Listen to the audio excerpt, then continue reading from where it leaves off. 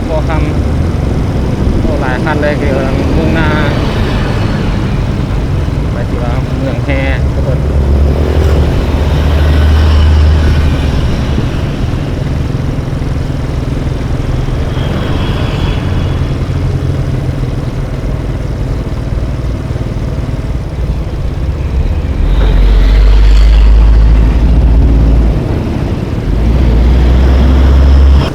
ที่นี่จะพาทุกคนไปชมการก่อสร้างว่าเป็นครัวข้ามแม่น้ำซองอีกแห่งหนึ่งหรือว่าพระเจ้าที่สร้างครัวข้ามไปอีกหรือว่าเป็นสนามกอล์ฟแห่งที่สองของโรงเรียนทางเข้าไปที่ผาแท่มเนาะ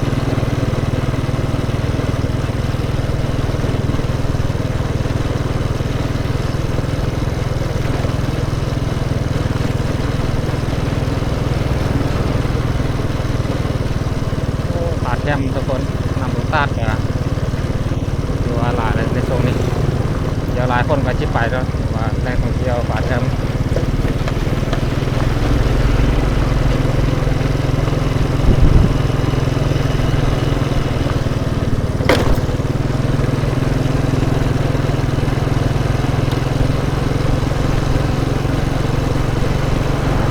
เบิ่งว่าเขาเจ้าสร้างขั้นตอนใดแล้วเนาะหรือว่าใกล้ที่สำเร็จหรือว่าเป็นไงเนาะว่าหัวข้ามแม่น้ำซองเป็นหัวที่ว่าข้ามไปอีกฝากในท่องเที่ยวผาแท่มเนาะที่บ้านเรียกสมัยทุกคนเขาเจ้าทางหัวบ้านปะเกาะ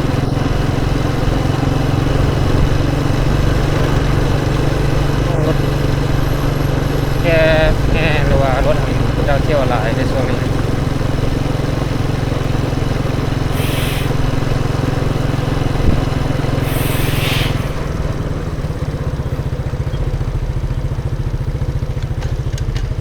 รถส่งจากประเทศจีนแก้เครื่อง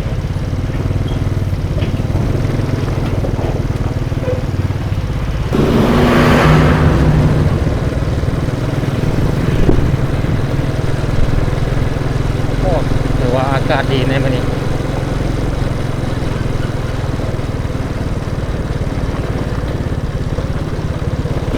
หัวแดดอ่อนนะทุกคนนะในท่ามกลางบรรยากาศน้ำแดงหัวแดดดีเลย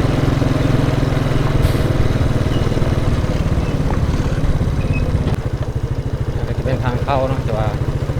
สู่โครงการที่เจ้าเฮ็ดขัวข้ามแม่น้ำจะเป็นบ้านเรียกสมัย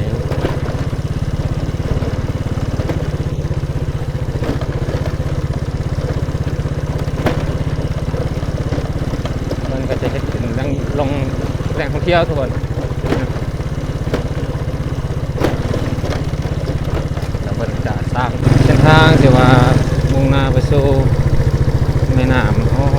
เพื่อนนะตัวนี้เนาะพอฝนตกในโซน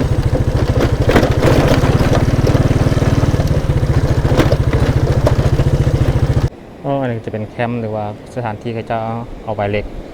วงตัดเหล็กทุกคนอันนี้ก็คือในโครงการสร้างครัวโอ้กะที่สำเร็จแล้วนี่ก็ได้ประมาณ 70% แล้วทุกคนเนาะในการสร้างครัวข้ามแม่น้ำซองแล้วก็ข้ามไปสถานที่แหล่งท่องเที่ยวผาแท่มเนาะกับเปิดเจ็ดสนามกอล์ฟอีกภาคคู่หนึ่งทุกคนสนามกอล์ฟแหล่งที่2ของโรงเรียนกำลังจะเกิดขึ้นอีกละจะเป็นครัวโอ้น้ำซองคือว่าคุ้นหลาย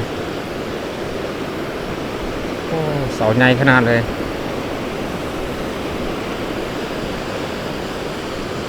ว่าคุ้นหุ้นน้ำซองนี่สายเสียขนาดแต่ว่าเพิ่นเกณฑ์มาตรฐานเลยทุกคนว่าเสาใหญ่ขนาดนั้นหัวข้ามแม่น้ำแห่งนี้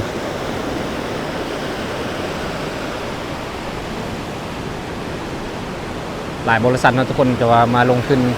อยู่ที่วังเวียงหลายโครงการกำลังจะเกิดขึ้นอีกเป็นกระเย็ดแดงท่องเที่ยวเป็นสนามกอล์ฟ แต่ทางฝักคู่ไปเนาะกับมีแหล่งท่องเที่ยวอีกโอ้ผาแทมก็ยังไปไกลหลายทุกคนหลายกิโลเนาะกูจะฮอดเป็นน้ำตกตาดผาแทมก็เห็นหลายๆคนในโซนนี้อ่ะมักจะได้อีกประมาณเดือนหนึงก็จะเห็นหลายคนมักเดินทางไปน้ำตกตาดผาแทมน่าจะเป็นนายทุนเนาะทางต่างประเทศบ่ทุกคนว่ามาลงทุนการจะสำเร็จ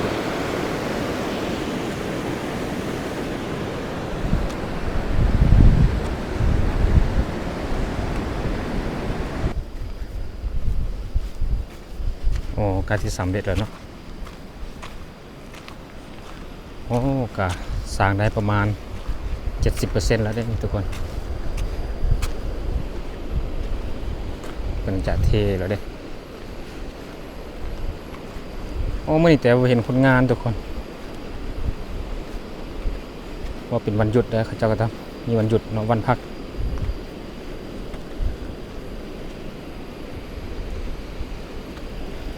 จะเป็นวันศีลวันพระอยู่ลาวเนาะส่วนหลายที่ว่าเป็นกลุ่มแรงงานประเทศลาวที่มาสร้างทุกคนเพิ่นก็จะพักผ่อนวันศีลวันพระในคนลาวจะบ่เฮ็ดเนาะโครงการที่ว่าก่อสร้างอะไรต่างๆ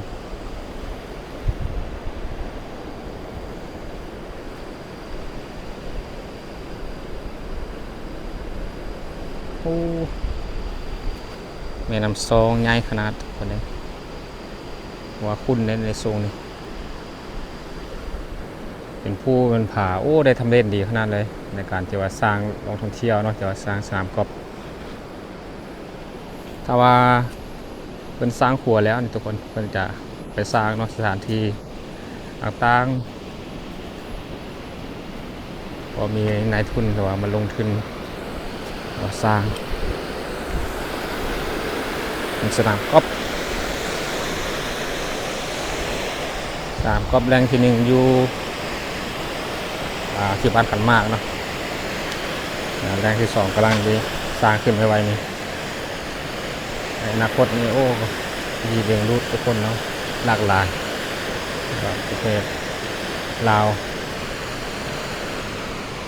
หลายโครงการที่เกิดขึ้นในตัวเมืองเวียง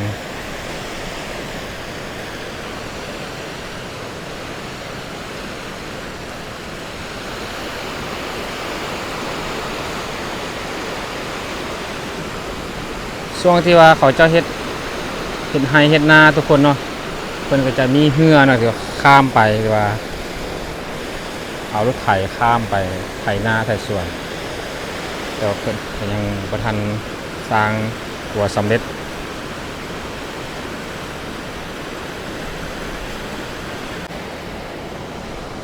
โอ้เหล็กใหญ่ขนาดเลย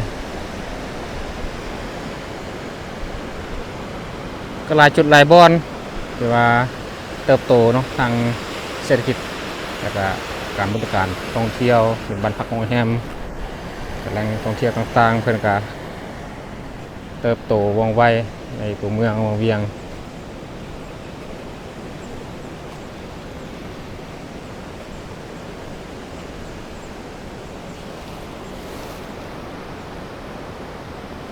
โอ้อากาศดีเนาะวันนี้ก็ได้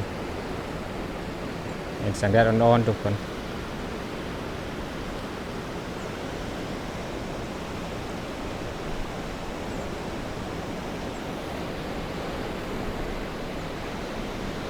โอ้ผมจะเอารถจบกับรถดำไม่เหมือนพาคุณพอว่าประทันข้ามได้ก็นำใหญ่ขึ้นสูงหลายในโซนนี้การก่อสร้างก็ค่อนข้างจะลำบากนะบางมือก็เห็นให้ฝนตกบางมือก็แดดออกคนงานบางคนถือว่าจอดเหล็กหรือตัดเหล็กอะบางมือทุกฝนตกก็ต้องพักผ่อน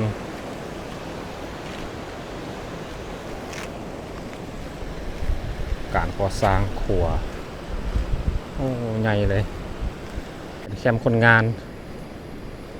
ทางหน้าเนาะด้านหน้ามีแคมป์คนงานทุกคน แม่น้ำซองเนาะก็เป็นแม่น้ำที่ว่าใหญ่กว้างการก่อสร้างก็ใช้เวลาอ๋อหลายปีอยู่เนาะทุกคนเนาะในการก่อสร้างเพื่อที่สำเร็จ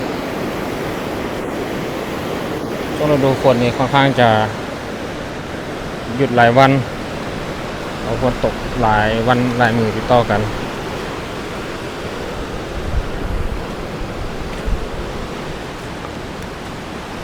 เลยจะมาอัปเดตให้ทุกคนเนาะในการก่อสร้างขัวมีการเติมง่ายขยายตัวเกี่ยวกับเมืองเอาเบียงอัปเดตดีทุกคนที่ว่ามีการสร้างแล้วที่เป็นแหล่องท่องเที่ยวในการงามก็เป็นแหล่งธรรมชาติหมดเลยเนาะทางภาคภูอีกด้านหนึ่งโอ้แม่น้ำหลายเชี่ยวขนาดนั้น